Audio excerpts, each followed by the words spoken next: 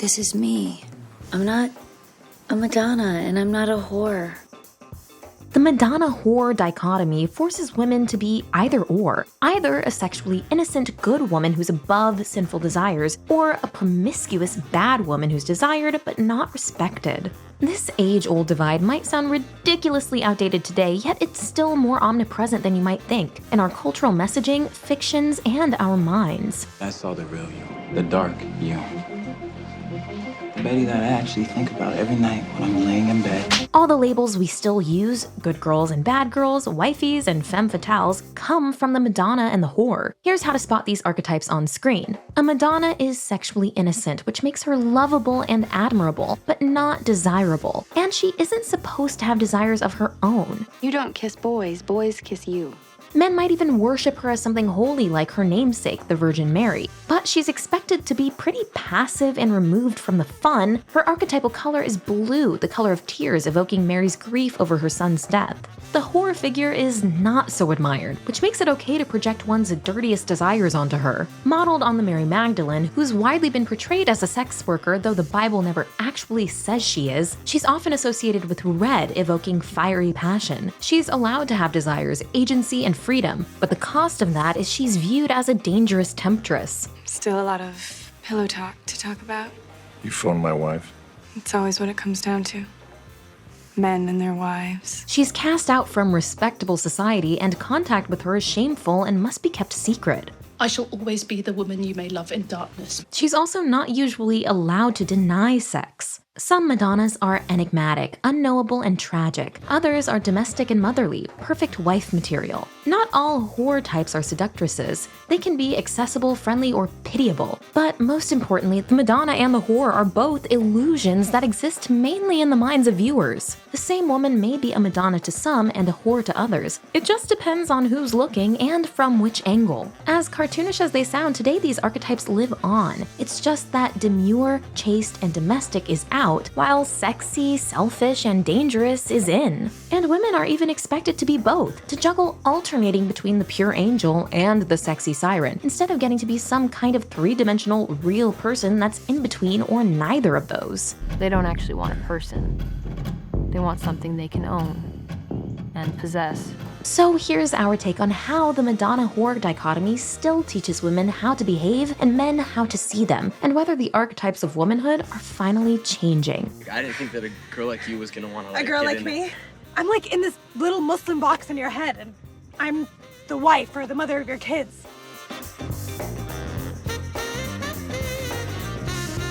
If you're new here, be sure to subscribe and hit the bell to be notified about all of our new videos.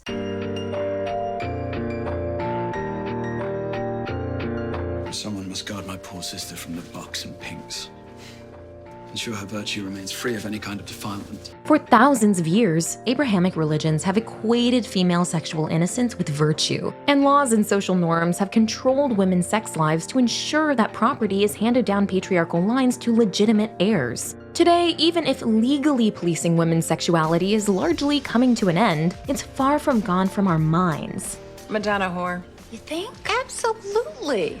Trey sees you as his virginal wife, not his sexual plaything. The father of psychoanalysis, Sigmund Freud, called this internalization the Madonna-Whore Complex. He theorized that some men associated the women they loved and respected with their mothers, so they felt they couldn't desire those women. Come on, Charlotte, you're my wife. That's not you. Take it off. It follows that the women they could desire were women they did not respect. It was tension released with a magazine. It had nothing whatsoever to do with my wife. Maybe that's the problem. We have to find a way to integrate your wife into your sexual routine. Even if few of Freud's theories are taken seriously in academic or scientific fields nowadays, the Madonna-Whore dichotomy is bigger than Freud. It's an internalization of thousands of years of purity culture, which has also been reinforced by our storytelling. Jackie Kennedy and Marilyn Monroe. Every single woman is one of them. Jackie, Marilyn, Jackie, Marilyn. In F.W. Murnau's silent film classic Sunrise, A Song of Two Humans from 1927, the man is tempted to kill his sweet blonde country wife for a sinful, dark-haired woman from the city, and the visuals literally equate the Madonna figure with the light and the whore figure with dark. A number of classic stock narratives are built around the Madonna and whore archetypes, like The Savior, in which the Madonna saves the man from his darker self. She took my hand and led me out of the darkness. The Redemption, in which a whore type is saved and brought back into society by a man who loves her. Not all guys hit. The Fall, in which a Madonna is brought to sin either by harsh circumstance or evil men. Would you live for me? Yes. And The Dooming, in which a black widow or femme fatale seductress with ulterior motives leads a man to physical or moral danger or ruin. I'm poison. Ultimately, all of these are pretty much variations on a tale of a man, and projections of the light and dark aspects of his psyche grappling with moral temptation. Often throughout cinema, the Madonna-Whore archetype has manifested in stories having both a wife and a mistress character, who fulfill different sides of the male protagonist.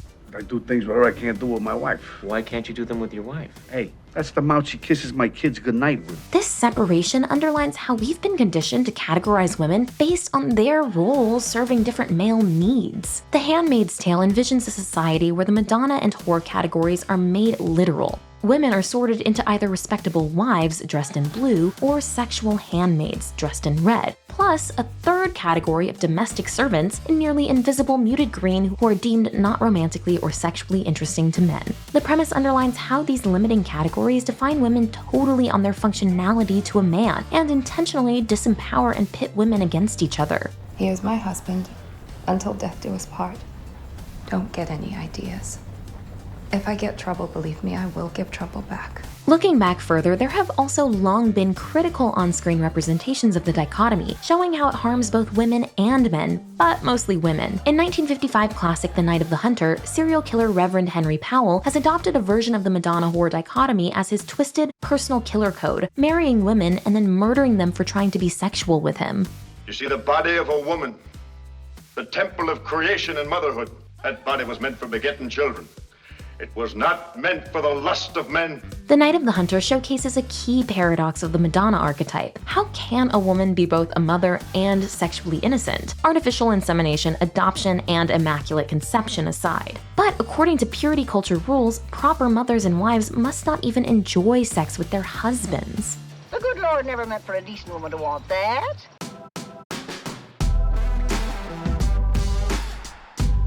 Ultimately, as more thoughtful cinema reveals to us, the Madonna-Whore division boils down to perspective. The same woman may be a Madonna or a whore, depending on who's looking. In Disney's Hunchback of Notre Dame, when Esmeralda shows kindness to Quasimodo, he begins seeing her in a heavenly light and worshipping her. An angel has smiled at me. Meanwhile, the evil Frollo despises Esmeralda because of her heritage. Their heathen ways inflame the people's lowest instincts. But at the same time desires her and blames his desire on Esmeralda herself. Such a clever witch. So typical of your kind to twist the truth, to cloud the mind with unholy thoughts. But Phoebus, a young man hired by Frollo, is capable of seeing Esmeralda beyond the Madonna-Whore binary, as the both spiritual and sensual young woman she is. And it's no accident she falls in love with him. In Hitchcock's Vertigo, Detective Scotty Ferguson cannot recognize that the two women he meets are literally the same person. He falls in love with Madeline, who is the Madonna type, married, elegant, enigmatic, and unattainable, especially after he sees her die. Crucially, he largely observes her from a distance, but here the Madonna is so illusory, she's literally just an act being performed by a whore figure. After the actual Madeline, who he never met, dies, Scotty meets Judy, who was hired to impersonate Madeline as part of a complex murder plot. You played the wife very well, Judy. Major Overton.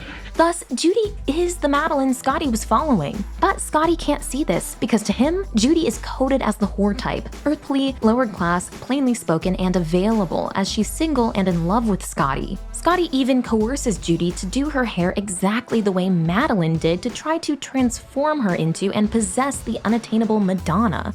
The color of your hair. Judy, please, it can't matter to you.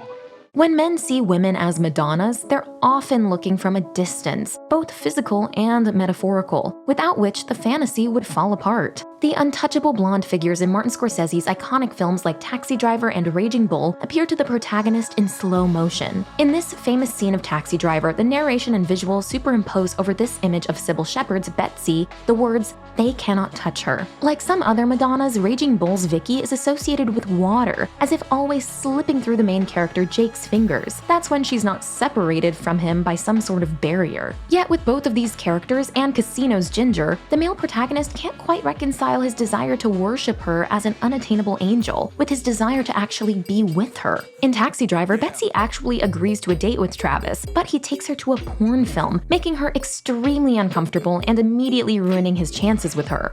Which is different. Wait a second. I have to go. In Raging Bull, Jake has sexual hangups with Vicky thanks to viewing her as Madonna. And in their sex scene, we see Catholic images on the wall along with a bucket of ice water. But because he can't really accept that such an amazing woman would really be with him, his paranoid, jealous fantasies lead him to abuse and berate her as a whore, and even irrationally accuse her of cheating with his own brother. Did you my brother? Huh? Get off me! You? Meanwhile, when men see women as the whore type, they are in close contact. But the very lack of distance is demystifying, causing the man to sometimes look down on the woman or dismiss her as common. Thus, the male characters overlook these women's interiority and actively try to mold them into whatever their vision is of what femininity should be. I just want an ordinary, simple gray suit. I like that one, Scotty. No, it's not right. Gentleman seems to know what he wants. When some male characters see both the Madonna and whore archetypes in the same woman, this may lead to them becoming confused and frustrated by their own contradictory fantasies. In Louise Buñuel's That Obscure Object of Desire, Mathieu is in a relationship with Conchita, who is by turn enigmatic and haughty, or eager and fiery. These two sides are actually played by two different actresses, showing us how Mathieu is unable to actually perceive Conchita, but only the two mutually exclusive fantasies of his desire and love for her. Many narratives reveal the binary actually makes men suffer too. A man may see a Madonna as unattainable, even though she's not, or not allow himself to be with a whore figure he believes is unacceptable to his society. I cannot see you anymore. Men who see women through this lens deny themselves a two-way relationship with someone who knows all sides of them. But when the Madonna and whore labels are discussed and deconstructed from the female perspective, we can see how the dichotomy truly places women in an inescapable bind. Well, if you say you haven't, you're a prude. If you say you have, you're a slut. At first, it may seem as though being labeled a Madonna is the better option, but the respect she gets comes at a huge cost. She must be a paragon of virtue and selflessness, controlling her impulses at all times. And her position is precarious. She only needs to make one false step to fall off her pedestal. She may become impure thanks to the very men who idolize her. The Virgin Suicide's Trip Fontaine is smitten with Lux until she sleeps with him, at which point he leaves her, and he speaks of the change as though some kind of spell had broken. I walked home alone that night. I didn't care how she got home, it was weird. Or the Madonna may become a kind of neglected domestic prisoner like Betty Draper, who strives to appear as the perfect wife but is ignored by her philandering husband and even accused by him of behaving seductively for other men. Where are you going in that? Swimming. You want to be ogled? It's desperate. By contrast, the whore figure is free to have a lot more fun, but her freedom can be superficial. The hedonistic indulgences she may be allowed usually have to fit within the parameters of the flirtatious, sexy girl performance that the man in control expects. Why did you bring me here? I thought you'd enjoy it. I thought we could just be together. The whore also doesn't really have meaningful freedom if she has no societal support. The man's actions are often blamed on her, and other women may see her as a threat. In Black Swan, Natalie Portman's ballerina Nina struggles to embody both the pure white swan and the dangerously magnetic black swan on stage. And in life too, she finds that her society judges her as too uptight when she's the perfect good girl. You always said you were such a frigid little girl. But has trained her to fear and suppress her more liberated bad girl self. The pressure to be both but neither pushes her into a self-destructive cycle in this world where women just can't win. Insightful female directors expose that, in addition to being a question of perspective, the Madonna or a whore identity is also not really static. Agnes Varda's Le Bonheur, which translates to happiness, is about how a man with a perfect Madonna-esque wife and family tries to convince his wife that his adding a mistress to the scenario will only make them all even happier. On est comme un champ planté de pommiers. Un champ carré bien net. Et puis j'aperçois un pommier qui a poussé en dehors du champ, en dehors du carré. His wife, evidently disagreeing, takes her own life, and by the end, the younger woman essentially replaces her as the new Madonna and mother. As the demented goddess writes, Le Bonheur shows how cyclic that situation will ultimately be. Varda's brilliance is in showing the satisfaction derived from both states of women, and the brutality that lies behind the social and sexual gaze of the man.